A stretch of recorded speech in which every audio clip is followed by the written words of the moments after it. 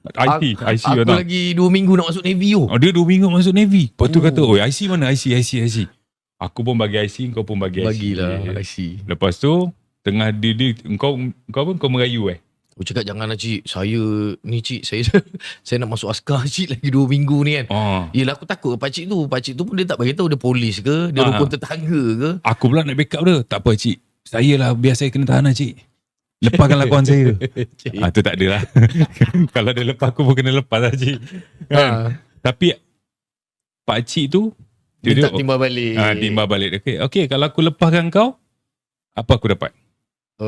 Then time tu kita nego lah. Cakap, kalau lepaskan cik, kita bagilah sikit sagu hati apa semua. Dia kata okey lah. Dia bagi masa, tapi duit tu tak ada pada aku. Aku cakap. Yang jahatnya, dia kat sini aku nampak Syarul punya seni dalam berbincang. Kau tahu pakcik tu minta timbal balik. Pakcik tu tanya, game ni berapa mahal? RM500 cik. Maksudnya ada RM1,000 ni kat tangan. Aku nak RM1,000 pakcik tu kata kan.